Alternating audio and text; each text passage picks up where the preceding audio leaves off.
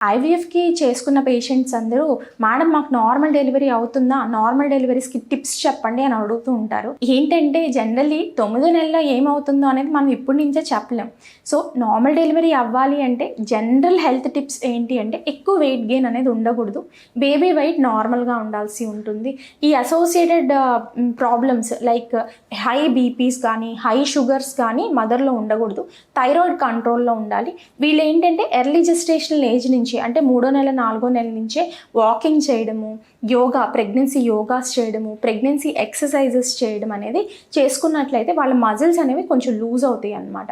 So loose అవటం ద్వారా ఏంటి అంటే వీళ్ళకి ఫ్యూచర్లో నార్మల్ డెలివరీ అయ్యే అవకాశం అనేది ఉంటుంది.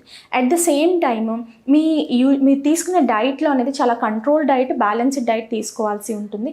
ప్రెగ్నెన్సీలో 2 బేబీస్కి తింటాం అంటే కాన్సెప్ట్ అంటూ ఏమి ఉండదు. అండ్ నెయ్యి కూడా ఎక్కువ తీసుకుంటారు ప్రెగ్నెంట్ ఉమెన్. సో అట్లాంటివి చేయకుండా బ్యాలెన్స్డ్గా ఫ్రూట్స్, వెజిటేబుల్స్, నాన్ వెజ్ కూడా తీసుకోవచ్చు. బ్యాలెన్స్డ్గా తీసుకున్నట్లయితే వెయిట్ గెయిన్ అనేది ర్యాపిడ్గా ఉండదన్నమాట.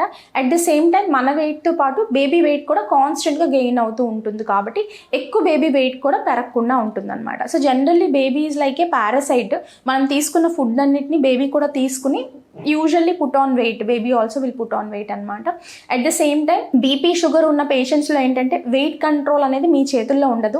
బీపీ ఉన్న పేషెంట్కి ఎడిమా ఉంటుంది, డయాబెటీస్ ఉన్న పేషెంట్కి మామూలుగానే వెయిట్ గెయిన్ అనేది ఉంటుంది. మ్యాక్రోసోమియా అంటే బేబీ ఎక్కువ కేజీస్ 3.5 to 4.5 కేజీస్ దాకా ఉండే అవకాశం అనేది ఉంటుంది.